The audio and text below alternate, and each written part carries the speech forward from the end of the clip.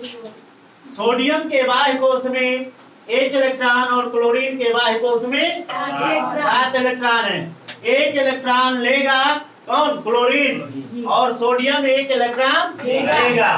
यानी इलेक्ट्रॉन के लेन देन को आप क्या कहेंगे? स्थानांतरण, है ना। जब एक स्थान से दूसरे स्थान पर कोई चीज जाती है तो उसे क्या बोलते हैं? स्थानांतरण। तो अब इसी से आप अगर चाहें तो अपनी परिभाषा किसकी? वैद्युत संयोजक बंध की परिभाषा बना सकते हैं। क्या बना सकते हैं? ये है क्या? तत्व या परमाणु। क्या है? तत्व या परमाणु। तो आप ये बोल सकते हैं परमाणुओं के मध्य में इलेक्ट्रॉनों के स्थानांतरण से बने यौगिक विद्युत संयोजक यौगिक कहलाते हैं। केवल आप चाहे बड़े आसान से आपका परिभाषा बनेगा। जैसे स्थानांतरण क्या हुआ? Na प्लस, इसने 1 इलेक्ट्रॉन Cl माइनस को दे दिया,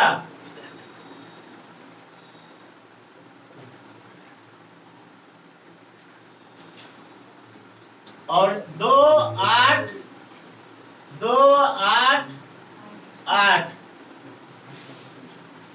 क्या बना? परमाणुओं के मध्य इलेक्ट्रॉनों के पूर्ण स्थानांतरण से। परमाणुओं के मध्य, अब पूर्ण माने जितना उनके पास हो, इलेक्ट्रॉनों के पूर्ण स्थानांतरण से बने यौगिक बनने वाला बंध आयनिक बंध या वैद्युत संयोजी बंध कहलाता है। तो आप सोचिए कि अगर आप थोड़ा भी दिमाग लगाते हैं तो वैद्युत संयोजक बंध की परिभाषा आपको बड़े आसान से याद हो जाएगी।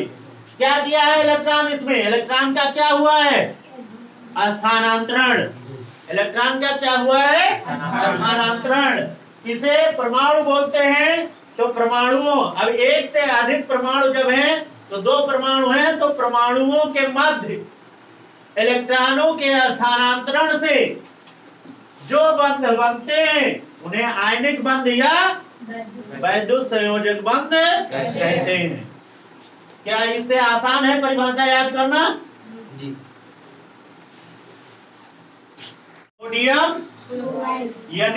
NaCl, अब NaCl बराबर यानी गिव्स आउट क्या बनेगा?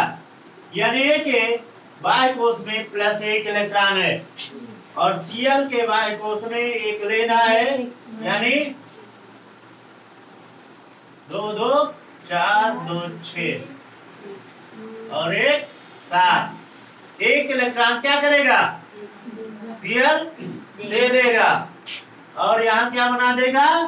बाह्य कोश में 8 इलेक्ट्रॉन। देखिए परिभाषा फिर से देख लीजिए, क्या बनेगा? परमाणुओं के मध्य इलेक्ट्रॉनों के स्थानांतरण से बनने वाले यौगिक आयनिक यौगिक या वैद्युत संयोजक यौगिक कहलाते हैं। इलेक्ट्रॉनों के स्थानांतरण से, स्थानांतरण माने एक स्थान से दूसरे स्थान पर जाना। तो यहाँ सोडियम से 1 इलेक्ट्रॉन कहाँ चला जाता है? क्लोरीन पर। परमाणुओं के मध्य इलेक्ट्रॉनों के स्थानांतरण से बनने वाले यौगिक आयनिक यौगिक या वैद्युत संयोजक यौगिक कहलाते हैं। आपका क्या बन गया? अब जब इसने ये प्लस है तो इसने 1 इलेक्ट्रॉन लिया है, इसके बाह्य कोश में फिर गिव्स आउट Na प्लस और Cl माइनस 2 8 2 8 8 8। आपका क्या बना? NaCl। अगला तत्व तो इसी तरह भी बनेगा। अगला यौगिक जो बनेगा KCl, क्या है? वैद्युत संयोजी KCl। अब आप लोग ये सोच रहे होंगे कि हमारा ये बनेगा कैसे? सर जी तत्व बोल दिए तो हम जानेंगे कैसे कि ये तब बन रहा है। तो जब एक धन विद्युती और एक ऋण विद्युती, अगर दोनों ऋण विद्युती है तो जो अधिक ऋण विद्युती है और जो कम ऋण विद्युती है धन विद्युती वाला यानी कम ऋण विद्युती वाला पहले लिखा जाएगा और अधिक ऋण विद्युती वाला बाद में। यानी धनायन वाला बाईं तरफ लिखा जाएगा और ऋणायन वाला दाईं तरफ लिखा जाएगा। ये यहां से और अंत तक लागू होगा। तो KCl के बाह्य कोश में के 2 8 8 1 2 8 8 1 और Cl के बाह्य कोश में 2 8 7। देखिए एक इलेक्ट्रॉन इसमें फिर अधिक है, यानी अक्रिय गैस की स्थिति प्राप्त करने के लिए इसमें पोटेशियम में एक इलेक्ट्रॉन अधिक है और क्लोरीन में एक इलेक्ट्रॉन कम है। तो इसके क्लोरीन के बाह्य कोश में, अब बाह्य कोश क्या है, बाह्य कोश में 7 इलेक्ट्रॉन है। इन 7 इलेक्ट्रॉन को 8 बनाने के लिए अब आप क्या करेंगे, इस तत्व को किसी से एक इलेक्ट्रॉन लेना पड़ेगा। यानी क्लोरीन को अपने बाह्य कोश में 8 यानी अक्रिय गैस की स्थिति प्राप्त करने के लिए 8 इलेक्ट्रॉन करने होंगे। तो 8 इलेक्ट्रॉन पूरा करने के लिए ये क्या करेगा, एक इलेक्ट्रॉन लेगा। अब इसके साथ जो तत्व है उससे एक इलेक्ट्रॉन लेगा। अब उसके बाह्य कोश में कितने इलेक्ट्रॉन है, एक। इसके साथ जो तत्व है उसके बाह्य कोश में ए से एक इलेक्ट्रॉन है, इसलिए ये एक इलेक्ट्रॉन उससे ले लेगा और आपका यौगिक बन जाएगा। केमिस्ट्री में यौगिक बनाने के लिए अगर आप समाज को जानते हैं तो यौगिक बनाना आसान है। तो C gets out KCl K plus और Cl के बाह्य कोश में 7 इलेक्ट्रॉन।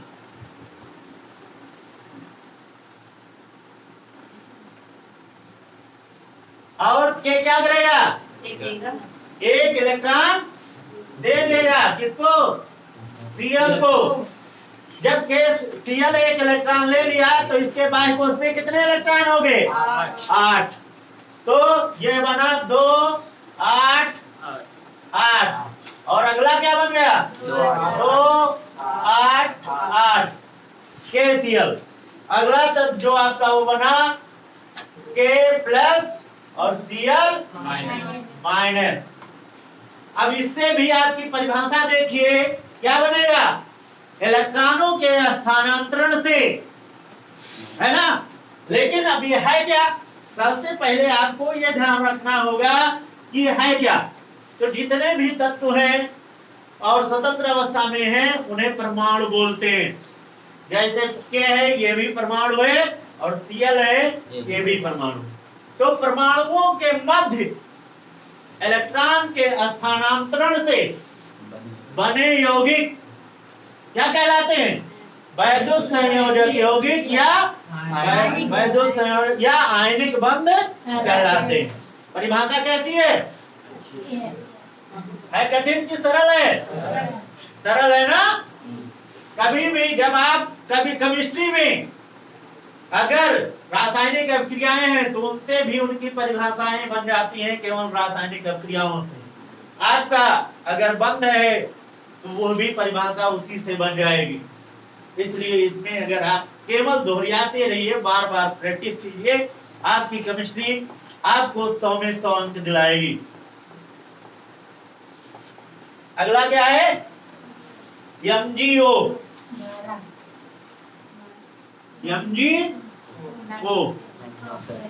मैग्नीशियम के बाह्य कोश में 2 इलेक्ट्रॉन यानी 2 8 8 MgO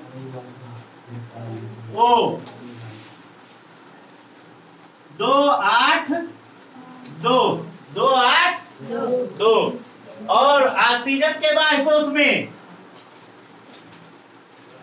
2 और 6 क्या है, 2 और 6।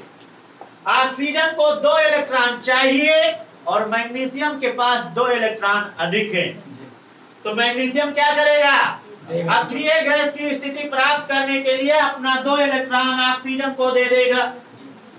ऑक्सीजन अपना अक्रिय गैस की स्थिति प्राप्त करने के लिए 2 इलेक्ट्रॉन ले लेगा। गिव्स आउट क्या बना, अब Mg+2 Mg+2 और O के बाह्य कोश में 6 इलेक्ट्रॉन है। आप 6 को दिखा रहे हैं, ये कोई इलेक्ट्रॉन का वो केवल दिखाने का एक प्रतीक है जो हम क्रॉस लगा रहे हैं। और 2 इलेक्ट्रॉन जो इसका होगा उसे दूसरी तरह से दिखा दो, क्योंकि ये मालूम हो जाए कि 8 इलेक्ट्रॉन इसके नहीं है, 2 इलेक्ट्रॉन इसने किसी से लिया है। तो 2 इलेक्ट्रॉन जब इसने लिया तो क्या बना, -2। तो आपका जो अगला यौगिक बना Mg+2 और वो -2 है, Mg+2 वो -2। इसमें भी वही नियम, वही परिभाषा बनेगी। कौन बताएगा, बताओ। परमाणुओं के मध्य इलेक्ट्रॉन स्थानांतरण के बीच बनने वाला यौगिक वैद्युत संयोजक यौगिक कहलाता है। चलो ठीक, चलो तुम बताओ। परमाणु के बीच में मतलब इलेक्ट्रॉनों के स्थानांतरण से बनने वाला यौगिक आयनिक बंधन। परमाणुओं के मध्य इलेक्ट्रॉनों के स्थानांतरण से बनने वाला यौगिक क्या कहलाता है, वैद्युत संयोजक यौगिक या आयनिक यौगिक कहलाता है। अब हो सकता है कि आपको पूर्ण लगा दे, पूर्ण नहीं लगाए तब भी कोई प्रॉब्लम नहीं। परमाणुओं के मध्य इलेक्ट्रॉनों के पूर्ण स्थानांतरण से बना यौगिक क्या, आयनिक यौगिक या वैद्युत संयोजी यौगिक कहलाता है। फिर क्या है अगला या CaCl2 CaCl2। अब ध्यान दीजिए, सबसे ज्यादा जरूरी आपको सूत्र पहले बनाना इसीलिए बताया गया कि अगर आपको सूत्र बनाना नहीं आता है तो आप लुईस संरचना बड़े आसान से नहीं बना सकते। लुईस स्ट्रक्चर बनाने के लिए आपको सबसे पहले सूत्र जानना जरूरी होता है। अब कैल्शियम के बाह्य कोश में 2 इलेक्ट्रॉन और क्लोरीन के बाह्य कोश में 7 इलेक्ट्रॉन, लेकिन अब कैल्शियम की संयोजकता 2 और क्लोरीन की 1, इसलिए जब यौगिक बना तो क्या बना, CaCl2। क्योंकि आपको बताया गया है कि जब कभी भी यौगिक बनाया जाता है तो उसकी संयोजकताएं ऊपर लिख दी जाती हैं, और जब संयोजकताएं ऊपर लिख दी गई तो यौगिक बना के जब यौगिक आपका बन जाता है तभी आप लुईस संरचना प्राप्त कर सकते हैं। तो 2 इधर लिख दिया जाता है और 1 इधर, तो क्या बना, कैल्शियम क्लोराइड। अब कैल्शियम क्लोराइड का सूत्र बना CaCl2। गिव्स आउट, Ca के बाह्य कोश में 20 होता है, यानी 2 8 8 2, और Cl के बाह्य कोश में, लेकिन अब इसे अगर पहले ऐसे कर दोगे तो थोड़ा आपके समझ में कम आएगा, इसलिए जब 2 तत्व हैं तो Ca के दोनों तरफ लिख देना होगा। क्या लिख देना होगा, Ca के दोनों तरफ Ca और प्लस लगा दो, जिससे आपको समझना और आसान होगा। एक तरफ Cl इधर लिख दिए और एक Cl इधर लिख दिए। अब आपको बार बार बताया गया है कि Cl के बाह्य कोश में कितने इलेक्ट्रॉन हैं, 7। तो ये 1 इलेक्ट्रॉन इसे दे देगा इस Cl को, और 1 इलेक्ट्रॉन इस Cl को दे देगा, लेकिन इलेक्ट्रॉन का स्थानांतरण तो हो रहा है जी, हो रहा है। वैद्युत संयोजी बंध बनेगा। तो कौन सा बंध बनेगा, वैद्युत संयोजी बंध। यानी वैद्युत संयोजी बंध पहचानने के लिए आपको अब कोई कठिनाई नहीं होगी, है ना जी सर। तो क्या बना, 2 8 8, अब डायरेक्ट हम लिख रहे हैं 2 8 8 2 8 8 है। सभी तत्व अक्रिय गैस की स्थिति प्राप्त कर रहे हैं, लेकिन जब हम इन्हें यौगिक के रूप में लिखेंगे तो क्या लिखेंगे, Mg+2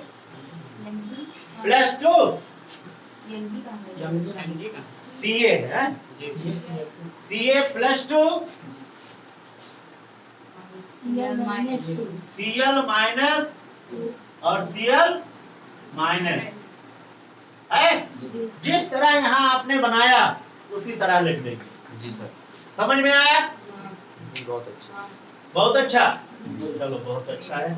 अगर बहुत अच्छा आया तो बहुत अच्छा है। अगला क्वेश्चन है ये अलग, इसे उतार लो।